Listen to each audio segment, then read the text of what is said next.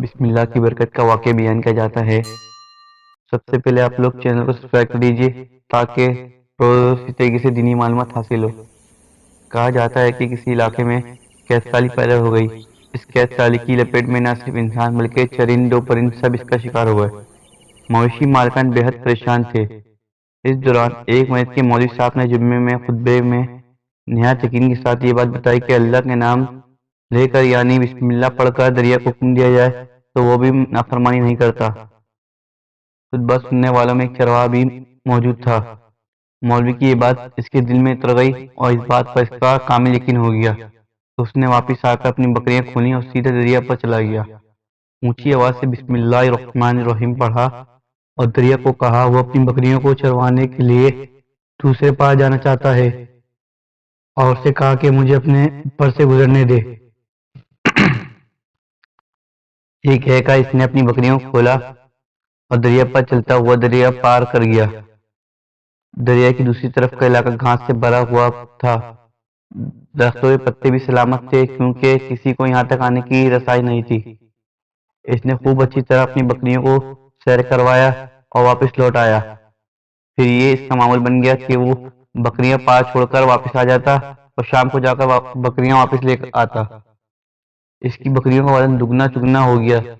لوگ چونک گئے اور اس سے پوچھا کہ وہ اپنی بکریوں کو کیا کھلاتا ہے۔ وہ سیدھا سادہ اور صاف دل نوجوان تھا۔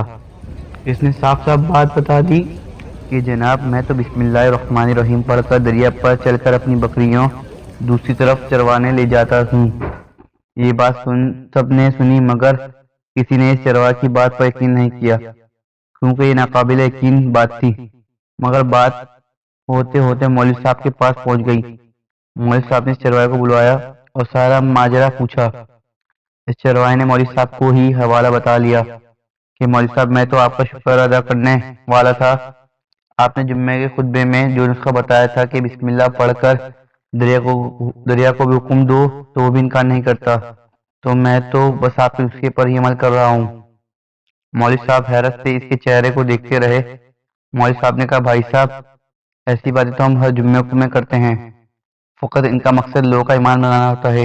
مگر بکریوں والا ڈٹا رہا کہ میں تو بسم اللہ کہہ کر پانی پر چلتا ہوں اور بکریوں سمیت پانی پر چلتا جاتا ہوں۔ آخر کار مولوی صاحب نے صبح خود یہ تجربہ کرنے کی ٹھانی، جسے دیکھنے چرواہا سمیت پورا علاقہ بھی آ گیا۔ مجمع زیادہ تھا۔ مولوی صاحب نے ایک دو بار سوچا کہ انکار کر دوں کہ میں ڈوب نہ جاؤں، مگر جو مولوی صاحب کو کندھے پر اٹھا کر لائے تھے اب بھی جوش و خروش سے اللہ اکبر کے نعرے لگا رہے تھے اور مولوی صاحب کے حق میں تعریفیں کر رہے تھے۔ آخر کار مولوی صاحب نے اپنے ڈر کو دور کرنے کے لیے ایک رسہ منگوایا۔ پہلے اسے ایک درخت کے ساتھ باندھا، پھر اپنے کمر کے ساتھ باندھا، پھر ڈرتے ڈرتے ڈھیلا ڈالا بسم اللہ پڑھا اور دریا پر چلنا شروع ہو گئے۔ مگر پہلا پاؤں ہی رکھا تھا کہ پانی میں گر گئے۔ مولوی صاحب ڈبکیاں کھانے لگے اور پانی کے بہاؤ میں بہنا شروع ہو گئے۔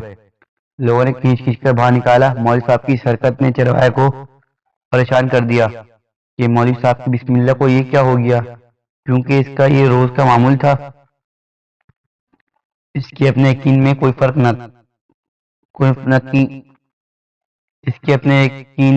نہ آیا۔ اس نے بسم اللہ کہہ کر بکریوں کو پانی کی طرف اشارہ کیا اور خود ان کے پیچھے چلتا ہوا پانی چھوڑ کر واپس بھی آ گیا۔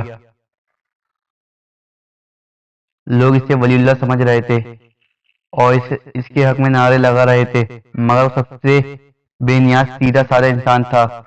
وہ مولوی صاحب کے پاس پہنچا اور کہا مولوی صاحب میں آپ کی بسم اللہ کی تعریف سے کافی پریشان تھا، مگر پانی پر چلتے ہوئے مجھے آپ کی بسم اللہ کی بیماری کا پتہ چل گیا۔ اس چرواہے نے درخت سے بندھی رسی کی طرف اشارہ کیا اور کہا مولوی صاحب یہ ہے آپ کی بسم اللہ کی بیماری، آپ کی بسم اللہ کی برکت کو یہ رسہ کہا گیا۔ آپ کو اللہ اور بسم اللہ سے زیادہ اس رستے پر بھروسہ تھا۔